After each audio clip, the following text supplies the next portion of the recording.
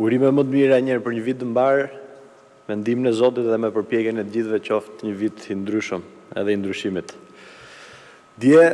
në ditë pushimi, gjyqtari i partisë nëpërmjet zëdhënësave të rilindjes ka shpërndarë vendimin e gjykatës me të cilin siç e kemi thënë dhe siç edhe e pat apo e shihni, nuk ka asnjë provë edhe asnjë fakt. Vendimi i Gjermenit i shkruar nga partia është vendim politik. Fjalë për fjalë pretenca që dha Rama pas publikimit të skandalit Xhafaj. Njësoj si në dënimet për agitacion dhe propagandë, gjyqtari i partisë thotë që është dëmtuar reputacioni publik i një kriminali të dënuar dhe që sot po kryen dënimin në Itali pas publikimit të atij skandali. Njësoj thotë gjyqtari i partisë dhe për dëmtimin e reputacionit politik të ish ministrit të brendshëm, ndërkohë që ish ministri i brendshëm Xhafaj bëri gjithçka, jo vetëm për të lehtësuar trafikun e drogës së vllajit vet, por edhe për ta ndihmuar atë për mosdënimin për trafik ndërkombëtar droge dhe për ta larguar menjëherë pas publikimit të skandalit, për të vuajtur dënimin e vjetër në Itali, të cilit i fshihej prej 6 vitesh, duke jetuar i lirë në Shqipëri. Vendimi i djeshëm nuk ka asnjë provë, asnjë fakt dhe asnjë logjik se si ka bashkëpunim mes personave që nuk njihen. E pritëm gjatë dhe e prita gjatë në fakt se si do të justifikonin dhe nuk ka justifikim. Gjyqtari e pranon në vendim që nuk ka njohje të mëparshme mes meje apo gazetarit Oldashi dhe nuk ka asnjë komunikim dhe asnjë kontakt me dëshmitarin e sajuar Alfred Alizoti, por pavarësisht se nuk njihemi dhe nuk kemi asnjë kontakt, prap kemi bashkëpunim sipas gjyqtarit. Arsyetimi i vendimit dhe dalja e tij është bërë pa u njoftuar më parë palëve dhe pa u hedhur as në sistemin e gjykatës, duke bërë të dyshimt se si dhe kur është bërë zbardhja e vendimit, një vendim i cili në pjesën hyrëse të tij për 22 flet ka krejtësisht copy-paste konkluzionet përfundimtare të prokurorisë, pa asnjë ndryrje nga gjykatësi, ndërkohë që gjithë pjesa tjetër e vendimit është përsëritje e po këtyre 22 faqeve duke mos dhënë asnjë gjë në thelb për një vendim i cili dënon me burg gazetarë dhe ish deputet. Për aq kohë sa procedura gjyqësore u bë me gjykim themeli dhe jo me gjykim të shkurtuar, gjykata duhet të kishte rrjedhën e saj të ngjarjeve sipas ngjarjeve që ndodhen në procesin gjyqësor dhe jo të merrte të gatshëm konkluzionet e prokurorisë. Në vendim nuk citohet në pjesën hyrëse të tij argumentat e mbrojtjes, apo dhe kur bëhet analiza nga gjykata elementeve të figurës së veprës penale, sërish nuk citohen pretendimet e mbrojtjes të asnjërs palë. Një vendim i strukturuar në këtë mënyrë nuk jep mundësinë e analizimit të tij sipas një procesi gjyqësor, por vetëm sipas këndvështrimit të akuzës që është përthithur në këtë rast edhe si këndvështrim i gjykatës. Në vendim nuk citohet asnjë kërkesë e bërë nga mbrojtja dhe e rrëzuar me vendim të ndërmjetëm nga gjykata apo nga gjyqtari, ku të arsyetohet edhe shkaku i rrëzimit. Ndër këto, mund të përmendim kërkesën për të thirrur si dëshmitar Edi Ramën, që kishte akt ekspertim, kërkesën për të përjashtuar nga thirrja Agron Xhafajn për të shkuar me prokuror apo për të bërë videokonferencë për ta thirrur dhe për të dëgjuar zërin gjithë qytetarët e tjerë. Një nga faktet e falsifikuara trash në vendimin e gjykatës është po njësoj edhe në komunikimin publik të përfaqësuesve të Partisë Socialiste, është pretendimi se nuk është dorëzuar materiali origjinal apo materiali bruto.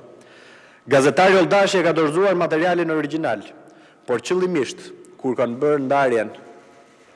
e dosjes trafikimit narkotikëve nga ajo e kallëzimit të rrem, materiali origjinal është lënë pjesë e dosjes trafikimit. Dhe pavarësisht se e kemi kërkuar shpesh në gjykatë që të merret materiali bruto dhe të çojë për ekspertim në Britani, prokuroria dhe më pas dhe gjyqtari i kanë shërbyer falsifikimit çështjes duke mos e çuar. Në gjykim është administruar dhe është kërkuar administrimi i kësaj prove, por edhe kjo kërkesë, si të gjitha, është rrëzuar nga gjyqtari në mënyrë të qëllimshme. Sot, meqense shpesh është ngritur dhe në publik, por edhe në mënyrë të turpshme në vendim, gjyqtari e citon të shkruar, po ju tregoj proces verbalin e dorëzimit të materialit bruto nga gazetari Edmir Oldashi, me firmën e tij, dorëzuar të oficeri policisë gjyqësore për llogari të prokurorisë të krimeve të rënda. Ky material është materiali bruto që duhet çonte prokuroria dhe ky është materiali në fakt që kanë çuar në Itali për akt ekspertim tek policia shkencore italiane, e cila sipas prokurorisë u tha që është refuzuar. Si e kanë çuar dhe nuk dihet sepse nuk është analizuar ai material, jo kjo Jo, s'ka ma çoni pak të dyshit. Do ta shihni se si në mënyrë po me falsifikim, prokuroria dhe gjykata nuk kanë çuar materialin bruto për akt ekspertim në Britaninë e Madhe, por kanë çuar një material të falsifikuar të marrë pa asnjë element procedural nga avokati i viktimës që është Ardian Visha. Kemi pak? Pra, kjo është shkresa e prokurorisë që vërteton që materiali bruto ka ekzistuar dhe është dërguar në Itali, por më pas jo më në Britaninë e Madhe dhe që gjyqtari në falsifikim thotë që nuk ka ekzistuar. Një tjetër fakt i falsifikuar është se në gjykim u provua dienia e të pandehurve në lidhje me falsifikimin e materialit nga Veliu dhe Alizoti. Ndërkohë që vetë gjatë pyetjes në gjykat, i pandehuri dëshmitari sajuar Alizoti pranoi që vetëm ai ka qenë dieni të këtij fakti deri në datën 1 qershor 2018, datë që ka bërë dhe denoncimin polici, pasi ishte përpunuar nga policia dhe pasi qartazi nga përgjimet që kemi publikuar më parë ishte paguar për shërbimin për të bërë burg në vend Agron Xhafajt. Ky falsifikim është bërë me qëllimin e vetëm për të konsideruar se vepra penale është konsumuar me dashje, si e vetmja mënyrë për të qenë i konsumuar kallëzimi i rrem. Në vendimin e gjykatës në mënyrë të përsëritur, thuhet se motivi për kallëzimin e rrem ka qenë cënimi i reputacionit publik të Geron Xhafës. Pra, a mund të konsiderohet reputacion publik ai i një të dënuari me 7 vite 4 muaj burg, i cili nuk e kryen dënimin, por shkon menjëherë në burg pas publikimit të këtij audiopërgjimi? Në vendim është falsifikuar fakti në lidhje me aktin e ekspertimit. Në vendim citohet se akti i ekspertimit erozon mundësinë që zëri në audiopërgjim të jetë i Agron Xhafajt. Ndërkohë që akti i ekspertimit që e kemi bërë publik me 10 herë tregon qartazi që zëri është i ngjashëm me zërin e Agron Xhafajt. Dhe vetëm sepse nuk kanë çuar materialin bruto që ka dorëzuar gazetari Edmir Oldashi, ka mundur të shpëtojë që të mos e konfirmojë 100% që zëri është i Agron apo Geron Xhafajt. Në vendim, për herë të parë në terminologjinë e jurisprudencës, citohet termi kallëzim publik. Termi pa njohur më parë, deri tani njihet kallëzimi penal, që duhet të shkosh në mënyrë dhe të dorëzosh në mënyrë procedurale një kallëzim në prokurori apo në organet e procedimit, ndërkohë që gjyqtari ka shpik një kallëzim publik për ta bërë dhe më të besueshme. Në vendim nuk gjendet asnjë përshkrim e aq më pak ndonjë arsyetim në lidhje me drejtuesit e policisë që janë përfshirë në krijimin dhe rekrutimin e dëshmitarit të Rrem Alizoti, pavarësisht se gjatë gjykimit kemi nxjerrë përgjimet e pa transkriptuara ku drejtuesit e policisë i ofronin para dhe i jepnin lek dëshmitarit sajuar Alizoti dhe pavarësisht se para prokurorit drejtuesit e policisë kanë thënë që nuk kemi asnjë njohje duke kryer veprën penale të deklarimit të rrem para oficerit të policisë gjyqësore dhe të prokurorit. Sot të dy ata duhet të ishin në burg, por edhe për këtë e shmang gjyqtari duke mos thënë asnjë fjalë apo asnjë rresht të vetëm në vendim. Falsifikimi i fakteve është i qartë dhe në arsyetimin se në datën 24, e vetmja provë që ka vendimi dhe që e kanë shpërndarë në mënyrë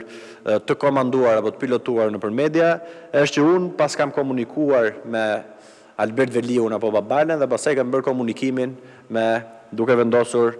me Edmir Oldashin dhe për këtë i referohen komunikimit tim në datën 24/10/2017. Mund të nxjerrim pak se si është qartazi e dukshme dhe do t'ja usjellim nga tabulatet telefonike të analizuara dhe nga qelizat telefonike që në datën 18/10/2017, pra shumë ditë para se sa pretendon prokuroria dhe gjyqtari në vendim, ka 7 SMS të shkëmbyera mes meje dhe gazetarit Edmir Oldashi. Pra komunikimin e ka kërkuar gazetari Edmir Oldashi për t'i ofruar garanci për një investigim dhe më pas kam takuar bashkë me të Albert Veliu dhe komunikimet janë qarta 18, 19 dhe 20. Qëllimisht gjyqtari dhe po ashtu dhe prokuroria në konkluzionet përfundimtare i heq datat e mparshme duke ju referuar në mënyrë të turpshme 4 ditëve më pas për këtë vendimarrje. Një falsifikim po njësoj i turpshëm, i trash dhe që është vërë pjesë e këtij vendimi gjyqësor të gjyqtarit të bandave i cili është përfaqësuesi i rilindjes në këtë rast, është falsifikimi i faktit tjetër. Gjyqtari thotë që në datën e pretenduar për regjistrim, që ka qenë data 24 tetor 2017, nuk ka qenë vlorë Agron Gjafaj dhe po ashtu nuk e qenë në Vlorë Babale, kështu që nuk ka se si të bëhet regjistrimi.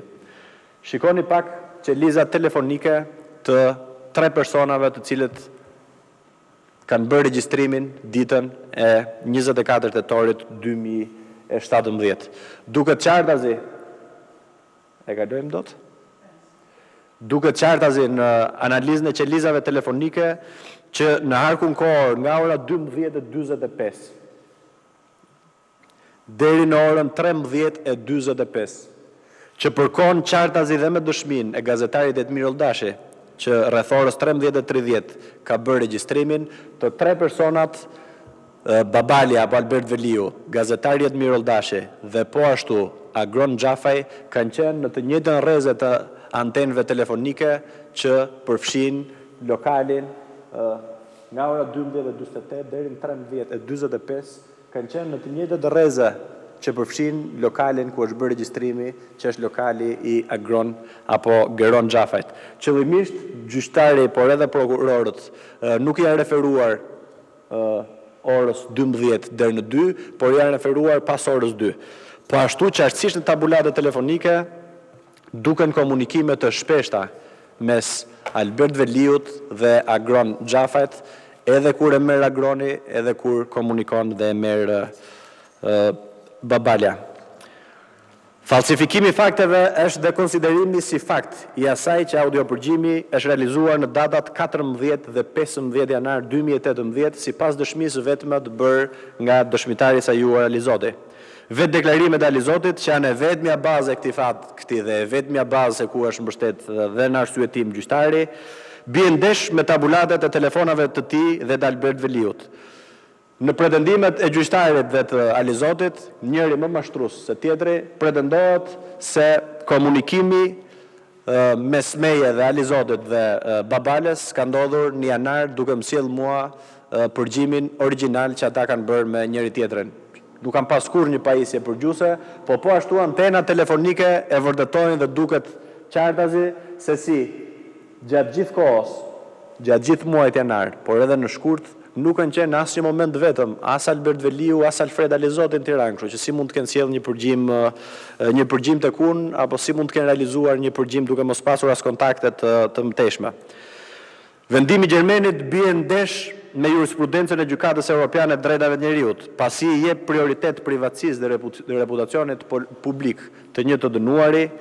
me vendim të frormës prerë për trafik narkotikësh që kishte edhe në atë kohë vllajin ministër të Brendshëm në dëm të lirisë së shprehjes dhe të investigimit të një gazetari i cili ka kryer punën e tij dhe për të cilin ne si Parti Demokratike në interes publik kemi bërë denoncimin. Vendimi qartazi nuk ka për cilin do që mund ta lexoj apo mund ta shoh, nuk ka asnjë provë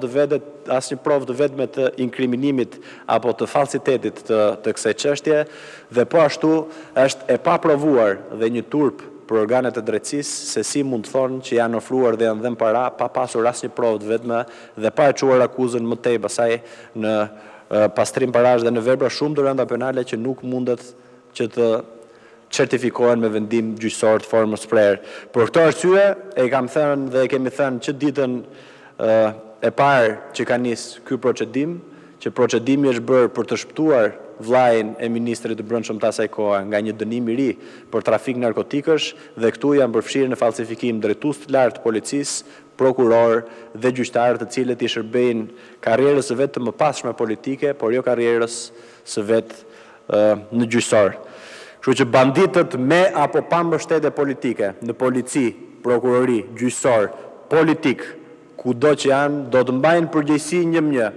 Do të mbajnë përgjegjësi njëmnjë para ligjit dhe nuk do të ketë prerë kriminali dhe para të pista që do t'i shpëtojnë nga përgjegjësia penale që ja kanë detyrim qytetarëve të Republikës së Shqipërisë. Ju falenderit.